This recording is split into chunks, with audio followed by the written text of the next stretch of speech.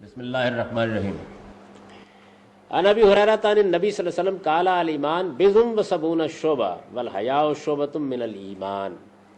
ابو ہریرہ رضی اللہ عنہ کی روایت ہے، وہ کہتے ہیں کہ نبی صلی اللہ علیہ وسلم نے فرمایا کہ ایمان کے بارے میں یہ خیال نہ کرو کہ یہ کوئی ایک جامد سی چیز ہے۔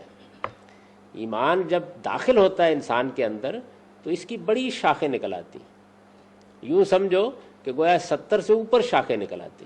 اگر تم استقصاء کرو، ظاہر ہے کہ یہ ایک طرح سے اس کی تکثیر کو سمجھانے کا اسلوب ہے کہ اس کی بہت شاخیں نکل آتی ہیں۔ یعنی ایمان یوں تو کہنے کو اللہ پر ایمان، قیامت کے دن پر ایمان، کتابوں پر ایمان، فرشتوں پر ایمان، اسی طریقے سے اللہ کے نبیوں پر ایمان، کہنے کو تو ایسے ہی ہے کہ آپ نے کچھ چیزوں کو ماننا ہے، لیکن اس ماننے کو اگر حقیقت میں مانا جائے، اس کا عمل شعوری عمل بن جائے، انسان کے دل و دماغ کے اعماق میں یہ چیز اتر جائے، تو پھر اس کے بعد کیا ہوتا ہے، اس کے پورے عقلی وجود کے اوپر وہ اثر انداز ہوتی ہے، اور جب اس کے پورے وجود پر اثر انداز ہوتی ہے تو پھر اس کا ایک نتیجہ نکلتا ہے۔ وہ نتیجہ نکلتا ہے کہ انسان اپنے اخلاقی وجود کو دریافت کرنا شروع کر دیتا ہے۔ یعنی انسان کا اخلاقی وجود یوں تو بدیہی ہے، وہ اس کے مطابق ہی زندگی بسر کر رہا ہوتا ہے، لیکن وہ اس کی دریافت نہیں بنتا ایمان کے بعد۔ تو نبی صلی اللہ علیہ وسلم نے یہ بڑی لطیف بات سمجھائی ہے کہ اگرچہ دین میں ایمان اور اخلاق الگ الگ بیان کیے جاتے ہیں، لیکن اخلاق کچھ نہیں مگر ایمانی کا ایک شعبہ ہے۔ یعنی ایمان ہی سے در حقیقت انسان کے اخلاقی وجود کی حقیقی دریافت ہوتی ہے۔ تو ارشاد فرمایا کہ ایمان کو تم چند عقائد کا مجموعہ مت سمجھو، ایمان جب آدمی میں داخل ہوتا ہے تو اس کے بعد اللہ تعالیٰ کا شعور پیدا کرتا ہے، اللہ تعالیٰ کی کتابوں کا شعور پیدا کرتا ہے، وہ حق جو اللہ تعالیٰ کی طرف سے ملتا ہے اس کا شعور پیدا کرتا ہے، اللہ کے اوصاف و صفات کا شعور پیدا کرتا ہے، اپنی ذات کا شعور پیدا کرتا ہے۔ تو انسان اپنے اخلاقی اور عقلی وجود کو پھر دریافت کرتا ہے، اس کے نتیجے میں بے شمار شاخیں وجود میں آتی ہیں جن کو پھر وہ دریافت کرتا چلا جاتا ہے۔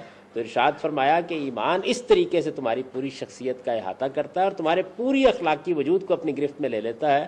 تو جانتے ہو کہ ان شاخوں میں سے ایک شاخ حیا بھی ہے۔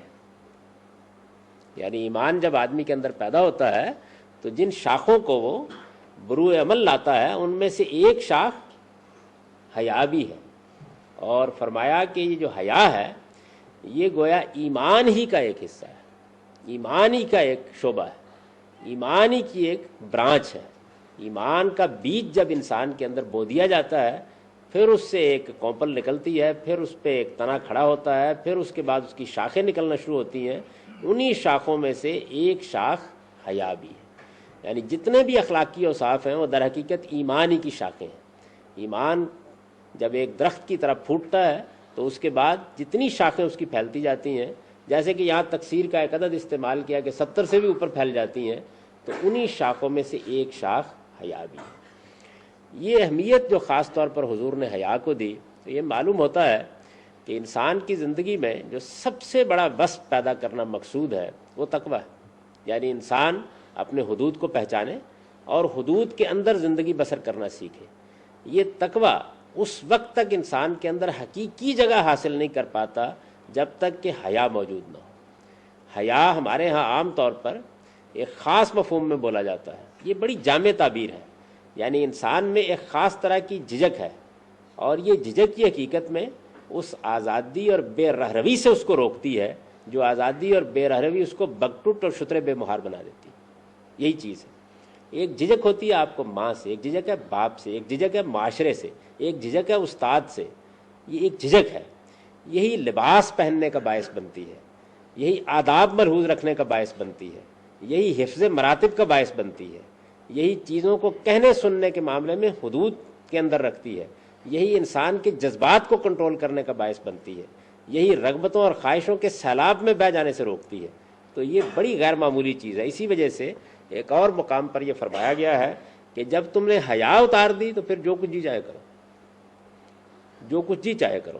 چنانچہ میں نے پچھلی دفعہ بھی عرض کیا تھا کہ ہماری جو تہذیب تھی، اسلامی تہذیب، اس کی بنیادی قدر حیا اور حفظ مراتب تھی، وہ اسی پر کھڑی تھی ساری کی ساری، اور اتنی بنیادی قدر تھی کہ ہم اپنی باقی ساری چیزیں اس پر قربان کرنے کے لیے تیار ہو جاتے تھے۔ لیکن چونکہ اب جس تہذیب کا اس وقت دنیا میں غلبہ ہے، اس کی بنیادی قدر، اس کی بیسک ویلیو حیا اور حفظ مراتب نہیں، آزادی ہے، فریڈم ہے۔ یہ بھی ایک اچھی قدر ہے، لیکن اس کے ہاں یہ اصل میں حق و باطل کا معیار بن گئی ہے۔ جس طرح ہمارے ہاں کبھی حیا اور حفظ مراتب کو یہ مقام حاصل تھا، وہی ان کے ہاں آزادی کو حاصل ہو گیا ہے۔ اور یہ دونوں چیزیں جب اس جگہ پر متصادم ہوتی ہیں تو شدید تصادم وجود میں آتا ہے، اس لیے کہ دونوں متضاد ہیں، بالکل دونوں کے مطالبات داعیات بالکل متضاد ہیں، اور اس وقت ہمارا پورا معاشرہ اسی کی زد میں ہے۔ تو رسول اللہ صلی اللہ علیہ وسلم نے فرمایا کہ حیا کو کوئی ایسی چیز نہ سمجھو کہ جو کہیں باہر پڑی ہوئی ہے، اصل میں یہ ایمان ہی کا ایک شعبہ ہے۔